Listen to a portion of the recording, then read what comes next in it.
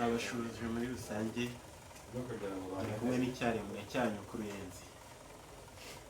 Mwiriwe mutese ni gutya ndakubona umeze neza. Wambaza none wari urimo kumbaza ngo icyaremwe ni iki? Icyaremwe ni iki? Gisobanura iki icyaremwe? Okay, izi ni icyaremwe ni abantu bakunda Imana kandi bakunda n'abantu n'amahoro mbega. Okay, izi ni icyaremwe rero ntabwo ari izina navukanye, ni izina nyine nahawe bitewe n'imibereho nisanzemo bitewe mbega muri ino si. Ukunda amazina yanjye nitwa Ishimwe Eric. Ntabwo ari izina ry'ababyeyi? Ntabwo ari izina ry'ababyeyi. Mbese nibyo wiyise? Ntabwo ari ryo niyise. Nagiswe n'abantu. Nagiswe n'abantu? Yego. Ni irihimbano ry'abantu? Ni irihimbano ry'abantu. Okay. Iki cyaremwe ari abantu bakunda abantu. Noneho wowe ukunda abantu cyane ntabwo bakunda? Ndabakunda cyane ntubizi se. Mbega uhereye kuri wowe urabizi ko nkwemera byaga. Izina rero nkikorera hara ku muhanda ku Ruyenzi. Uko rero ngikorera ku muhanda ku Ruyenzi, nakoraga icyo gihe momo ni za 2018. Niho izina icyaremwe ryaturutse. Icyo gihe nari nkiri mutoya za 2018, ariko ntabwo nubahukaga abantu nyine ngo mbahamagare mu mazina yabo. Akenshi harimo nk'abantu bakuru cyangwa abakobwa mbega bijyanye n'ingeri zabo, bazaga nyine kunguriraho amayinite cyangwa banshakaho serivisi za mobile money. Nkumva nyine kubera gukunda Imana numvaga ko abantu bose ari ibyaremwe. Situka nanjye abantu nyine b'abakiriya banjye nabahamagaraga icyaremwe. Uko mbahamagara ngo icyaremwe ntakire gute ngo ufashe mu yihe serivisi, situka ahubwo icyaremwe barigaruye kuri izindi icyaremwe bifata gutya. Ubwo bose bazaga nyine gushaka amayinite cyangwa ibya mobile money, bose bakambwira ngo icyaremwe dukorera ibi n'ibi. Mani, wamenye insingiro nyezi ko abawe umuntu wa mbere mu umuntu wa mbere n'isi icyaremwe. Ndamwibuka. Ni umugabo ni umugore? Ni umugore.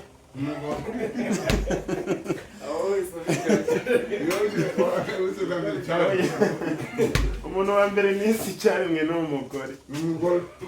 Kuko abagore ntabwo natinyukaga kubahamagara mu mazina yabo. Kubera kubakunda cyane. Oya, ntabwo nari bwagere mu mirongo yo kwinjira mu rukundo. Ariko bitewe no kububaha nyine byatumaga mbita icyaremwe. Cyangwa ariko nta nubwo nabitaga icyaremwe, nabitaga ikiremwa.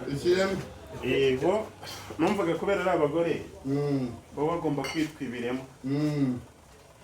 Ubwo rero nanjye ngomba kwitwa umugabo nawe yakwitwa icyaremwe. Ubwo rero birangira icyaremwe rigarutse kuri njye. Ntangira kwitwa icyaremwe gutyo. Muri abo ngabo se ntawe wagize umugore? Oya, icyo gihe n'abo twakundanaga baranyanze. Icyo gihe nyine ubuceri bwari bukiri hasi byaka. Bukiri hasi none bagukunda kubera ko ufite ubuceri? Ubu barabizi ko baramutse baje kundeba ntabwo twavugana nabyo. Nawe urigara kukabashyira ku ruhande? Umwanya batamaga nanjye. Umwanya batamaga ntawo naba. nta karita avamo ikintu. Banza ni envelope hariya.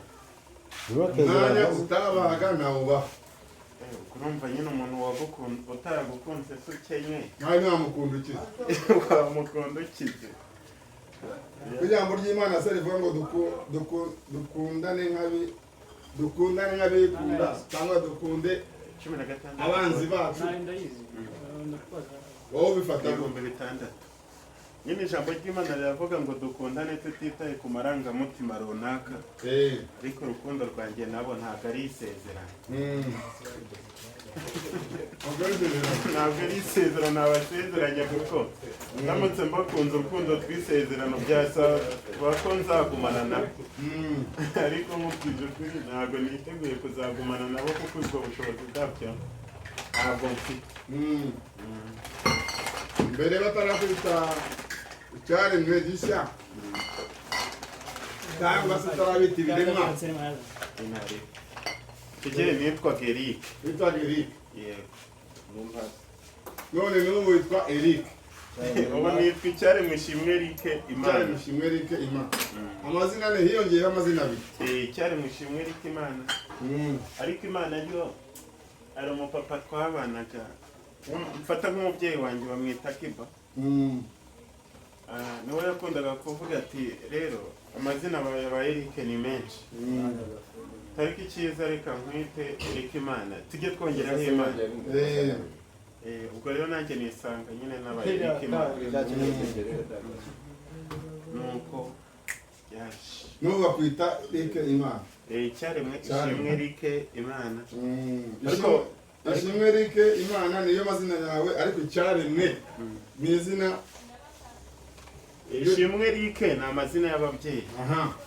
Imana ni ugukunda Imana, ariko nanone rikaba mbegaga niba wabyita muri iki bitewe n'umuntu w'inshuti yanjye nyine ni umubyeyi wanjye niwe yongeyeho Imana.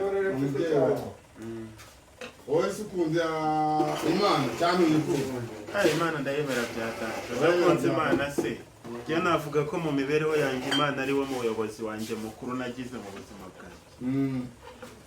Kuko ndabizi hari ahantu ntabaga ngombwa ko nakwiyambaza buri muntu umwe wese, ariko ugasanga Imana niyo ndimo gutakambira cyangwa nyibwira ibibazo byanjye n'ibyifuzo byanjye.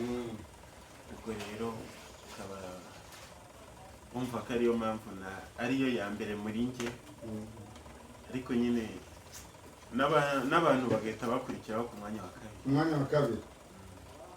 mbese icyaremwe ni izina rijyanye n'ijambo ry'Imana. Ubundi icyaremwe nyine uba ugomba gukunda Imana nibyo bya mbere. Icyaremwe kiba kigomba kwemera Imana, ugakunda n'abantu, ugakunda n'abantu, mbega wemera ibyaremwe byayo byose. Ntabwo uba ugomba gufata nabi ibyaremwe byayo kuko nawe uri icyaremwe. uri umukristo